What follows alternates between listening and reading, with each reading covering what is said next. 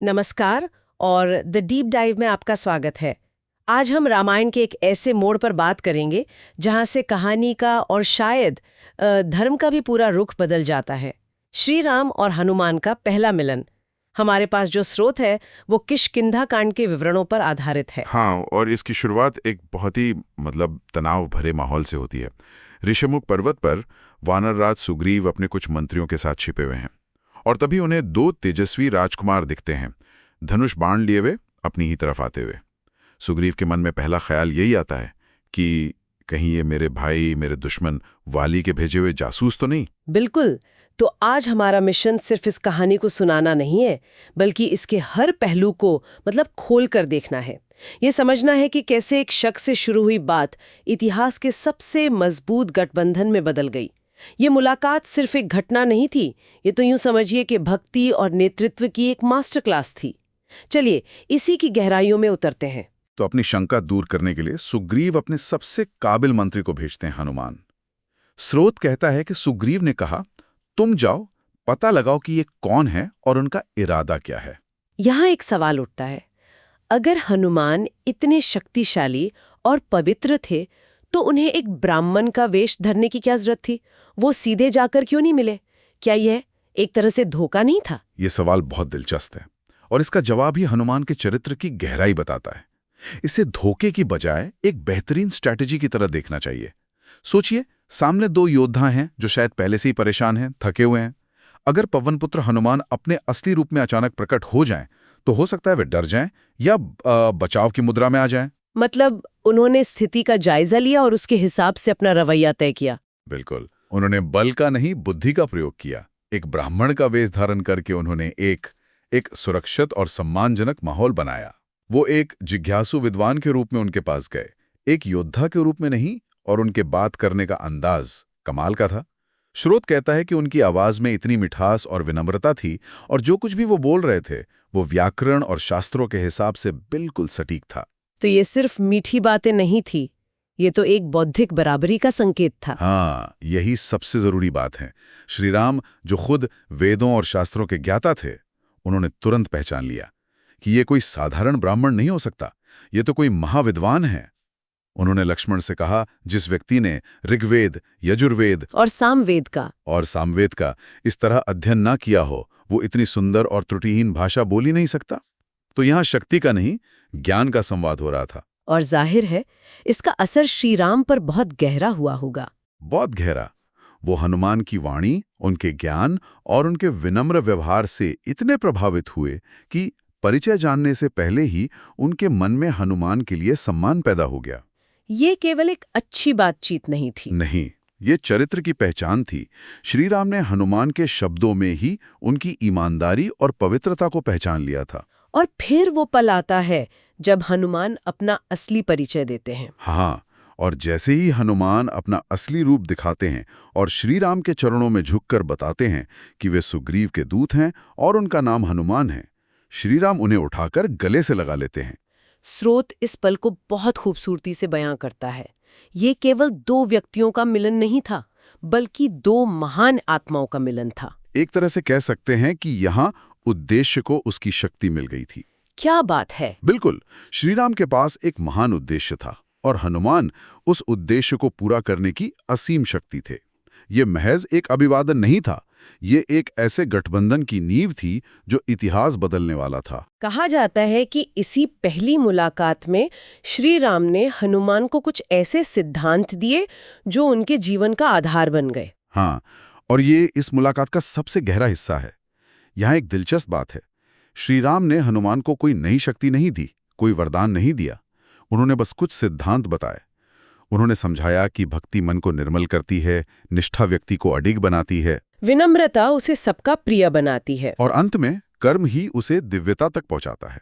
ये तो एक तरह से हनुमान की असीम शक्ति को नियंत्रित करने वाला ऑपरेटिंग सिस्टम था, जैसे किसी सुपर कंप्यूटर को सही सॉफ्टवेयर देना ताकि वो सही दिशा में काम करे।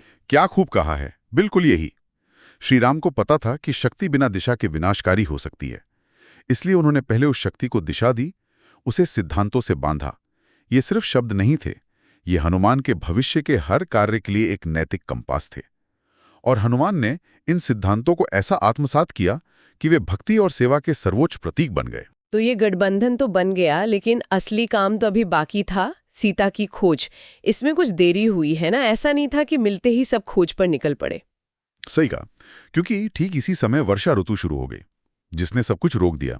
लेकिन ये सिर्फ इंतजार का समय नहीं था। स्रोत बताता है कि ये एक स्ट्रेटेजिक पॉज था, एक रणनीतिक ठहराव। मतलब इस दौरान भी कुछ जरूरी काम चल रहा था? हाँ, इसी दौरान श्रीराम और सुग्रीव के बीच का विश्वास और गहरा हुआ। श्रीराम ने सुग्रीव को राजधर्म समझाया और सुग्रीव ने उन्हें वानर सेना की सक्षमताओं, उनकी ताकत और इस पूरे भूगोल के बारे में बताया। ये गठबंधन को कागज से उतारकर जमीन पर मजबूत करने का समय था। भविष्य के महासंग्राम की पूरी योजना इसी शांतिकाल में बनी। और जैसे ही वर्षा ऋतु खत्म हुई, सुग्रीव ने अपना वादा निभाया पूरी तरह से। उन्होंने अपनी पूरी वानर सेना को इकट्ठा किया और उन्हें सीता की खोज में चारों दिशाओं में भेज दिया। हमारा ध्यान यहाँ दक्षिण दिशा की ओर जाने वाले दल पर है, जिसका नेतृत्व युवराज अंगद कर रहे थे, लेकिन जिसमें हनुमान और जामवंत जैसे अनुभवी और शक्तिशाली योद्धा भी शामिल थे। ये दल दक्षिण में खोज करते करते समुद्र के किनारे तक पहुंच जाता है। लेकिन वहां उन्हें कुछ पता नहीं चलता और सब निराश होने लगते हैं। हाँ, और यही कहानी में एक और अप्रत्याशित मोड़ आता है। समुद्र तट पर उन्हें एक बहुत ही वृद्ध और विशाल गिद्ध मिलते हैं, संपाति, जो जटायु के भाई थे।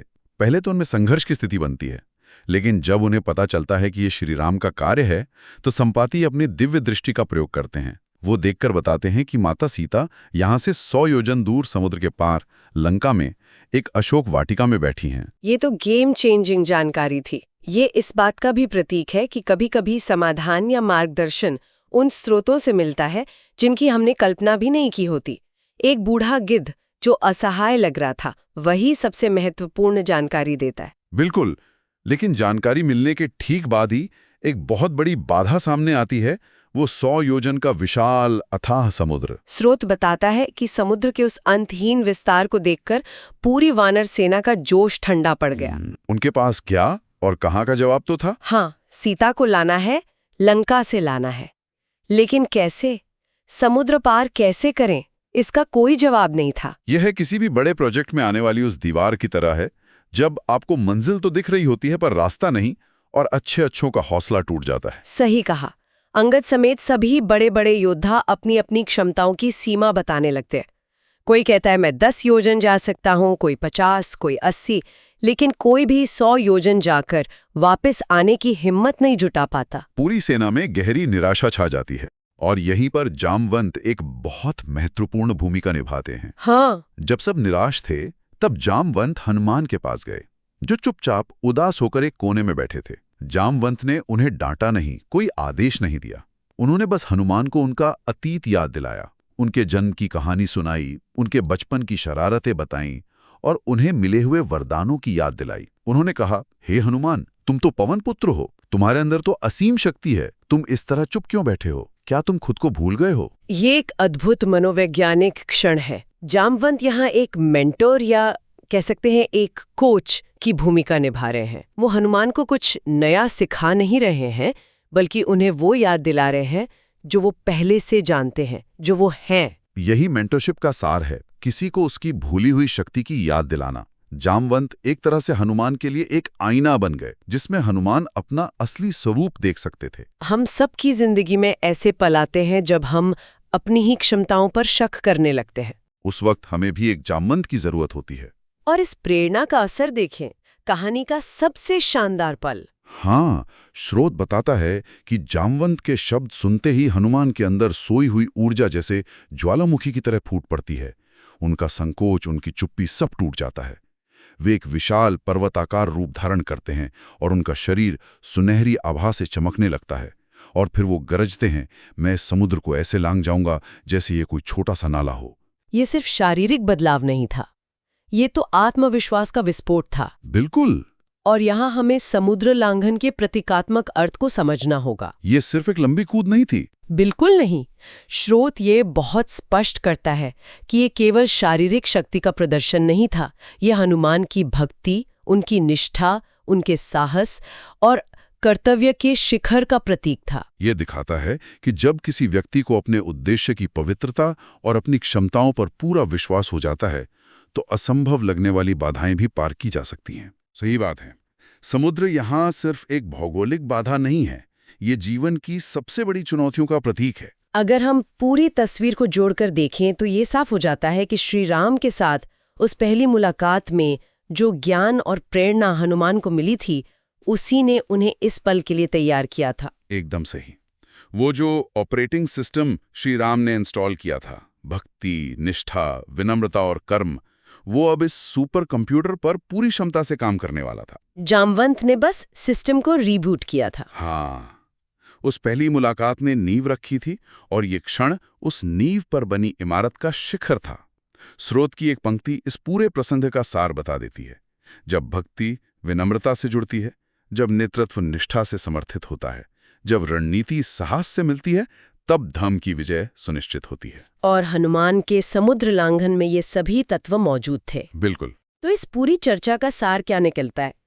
श्री राम और हनुमान का प्रथम मिलन केवल एक कहानी का हिस्सा नहीं है, बल्कि ये महान आदर्शों का एक संगम है। बिल्कुल। ये सिर्फ दो किरदारों का मिलना नहीं था, ये उद्देश्य और शक्ति का, विवेक और पराक्रम का मिलना था। हाँ, और ये हमें सिखाता है कि सही समय पर मिला सही मार्गदर्शन, अपनी भीतरी शक्ति की पहचान और अपने कर्तव्य के प्रति अटूट निष्ठा किसी भी बड़े से बड़े लक्ष्य को हासिल करने के लिए जरूरी है। हनुमान शक्तिशाली तो हमेशा से थे, लेकिन श्री राम से मिलने के बाद उनकी शक्ति को एक दिशा और एक उद्देश्य मिला। और जामवंत की भूमिका ये दिखाती है कि कभी-कभी सबसे बड़ा काम जो आप किसी के लिए कर सकते हैं, वो है उसे उसकी अपनी महानता की याद दिलाना। बिल्कुल। और यहीं पर हमारे श्रोताओं के लिए सोचने वाली एक बात है। स्रोत इस बात पर जोर देता है कि महान कार्य वही कर पाता है जो अपने भीतर की शक्ति को पहचानता है। इस कहानी में जामवंत ने हनुमान को उनकी शक्तियां याद दिलाईं जब वे खुद उन्हें भूल चुके थे। ये एक महत्वपूर्ण सवाल खड़ा करता है जिस पर विचार किया जा सकता है। जब हम अपने जीवन की चुनौतियों के समुद्र के सामने खड़े होकर अपनी क्षमताओं को भूल जाते हैं या उन पर शक करने लगते हैं, तो हमारे लिए जामवंत की भूमिका कौन या क्या निभा सकता है? ये कोई दोस्त हो सकता है, कोई किताब, कोई गुरु, या शायद हमारे अपने अंदर की ही कोई आवाज जिसे हम रोजमर्रा के शोर में सुनना भूल गए हैं। शायद सबसे बड़ा काम अपनी शक्तियों को फिर से जगाने के लिए ये पहचानना है कि हमारा जामवंत कौन है या क्या है।